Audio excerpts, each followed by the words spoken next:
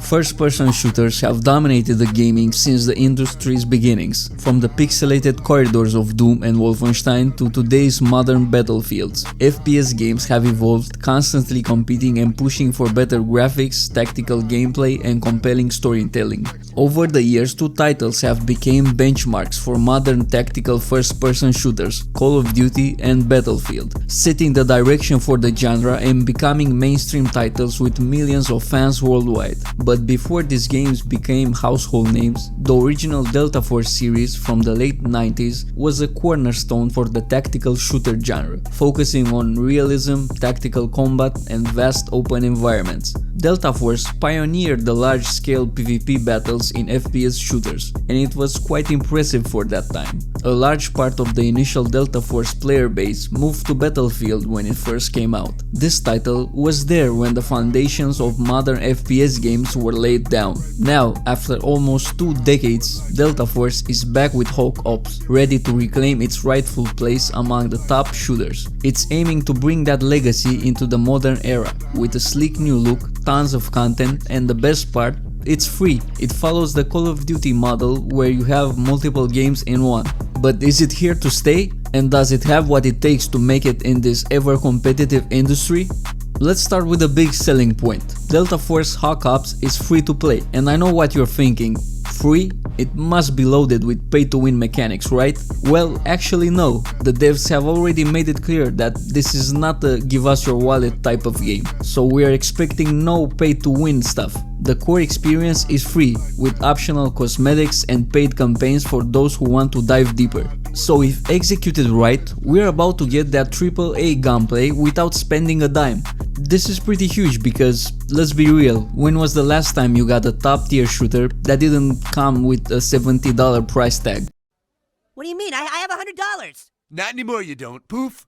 Not to point fingers, but some game studios already made a habit of selling the same reskin of a game year after year. All I'm saying is that this is a win for the gaming community, since they can try the game and then decide if and how much money they want to spend on it.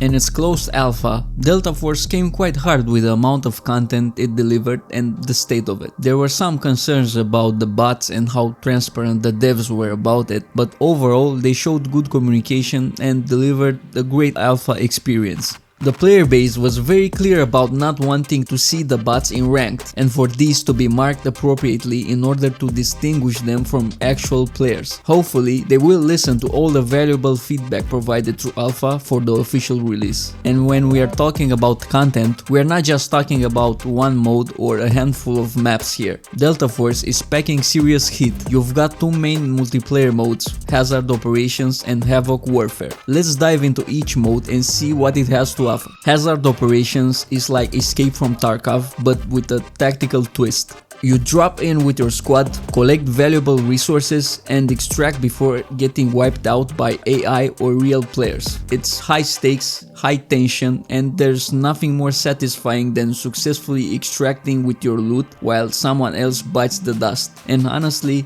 it's refreshing to play a shooter where survival and strategy actually matter. Then you got Havoc Warfare, which is like a combination of Battlefield and Call of Duty on steroids. 32 players, huge maps, vehicles and absolute chaos. You're capturing objectives, blowing up stuff, and if you're lucky, you'll survive more than 30 seconds. It's big, it's loud, and it's everything you want from an all-out war mode. The best part, even with all this insanity, the game still runs like a dream. Alright, let's talk gunplay, because this is where Delta Force really shines. It's the perfect mix between the tactical weight of Battlefield and the fast-paced action of Call of Duty. You know that feeling in COD when you just rush in, running and gunning, getting those slick kill streaks? Well, you can definitely do that if that's your style. However, there's another option available, the more tactical approach. You could clear an objective without even being exposed with a bit of creativity and map awareness. Now I know that the community is divided when it comes to the hero shooter approach, and there are plenty of discussions around this. Some like it, while others say that it has no place in a game like this. Even if I can understand these hero shooter abilities can feel out of place in a game rooted in realism, the truth might be somewhere in the middle. Most of the operators are fun to play and their tactical abilities are not that crazy. They usually fit within the modern warfare setting. This choice shouldn't be game breaking if they keep operator abilities in check, aligned with the whole concept of the game. What seemed more out of place than having these tactical abilities was the fact that operators had these weapon restrictions, and this could significantly reduce the gameplay customizability. I'm not sure if this was more of a balanced choice, but I don't know if allowing operators to equip any primary and secondary weapon would affect it that much. I don't know about you guys, but I feel limited when I liked a particular weapon but wasn't able to play it on an operator of my choice. Let me know in the comments if you feel like this is a valid concern, or tell me if I'm just talking nonsense. I don't mind as long as we have a constructive discussion about it. And if you're still watching, don't forget to also leave a like or to subscribe if you're enjoying the video so far. It helps a lot when you're a smaller creator. Back to the gameplay,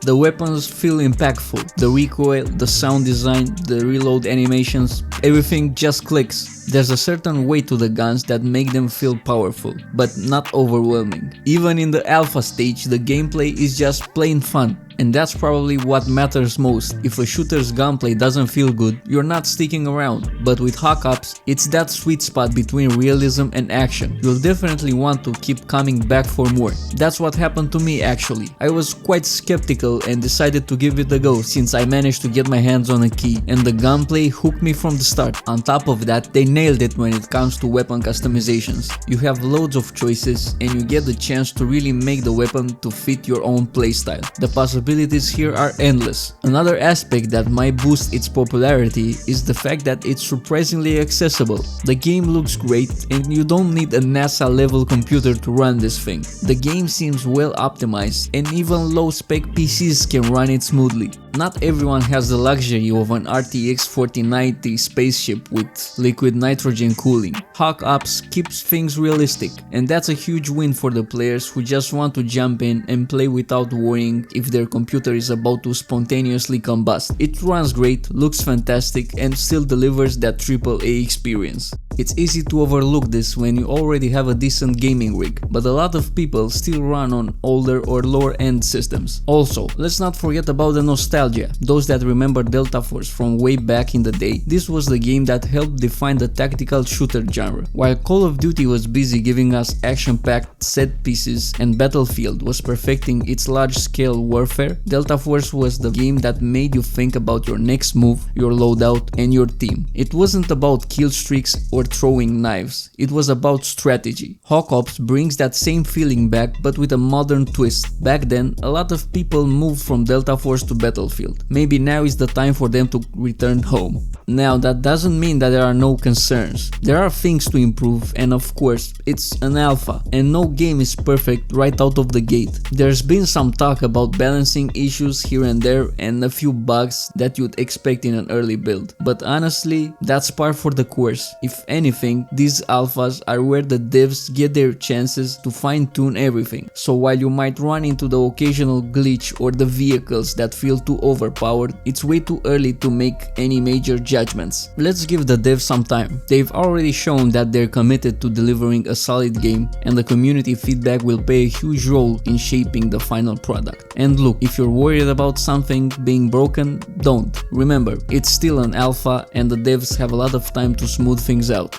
Call of Duty and Battlefield are obviously the heavy hitters in the FPS world. They've got the brand recognition, the fan base, and the budgets that can probably fund a small country. These aren't going anywhere anytime soon. Hawk Ops doesn't need to be the Call of Duty or Battlefield killer like you always hear when a new FPS is about to be released. It just needs to bring some good competition to the table, since these big studios are becoming more greedy and more lazy with their content releases. And at the end of the day, this can only benefit us, the players. Maybe it's time to stop buying their low effort games year after year. The sheer amount of content, modes, and customization you get here makes Delta Force a serious contender in the FPS scene. And while it might not dethrone the already established titles just yet, it's certainly carving its own place. So, is Delta Force Hawk Ops going to be the next big FPS game? Based on what we saw so far, I'd say that it has a good shot. The base is solid and it seems like the devs are up to something. something. With a mix of tactical gameplay, great gunplay and free-to-play model that doesn't force you to empty your bank account, it's primed to draw a lot of attention. Add in the fact that it's accessible to a wide range of players and you've got something special on your hands. Of course, it's still early days and we need to see how the game shapes up post-alpha. Let's just hope that they actually listen to the feedback provided through these tests and don't screw it up somehow. After all, nothing can surprise us in this industry anymore. But if everything goes well, Delta Force could regain its former glory and easily become the go-to tactical shooter. Let me know in the comments what you are excited about and don't forget to like and subscribe. Thanks for watching and see you on the next one.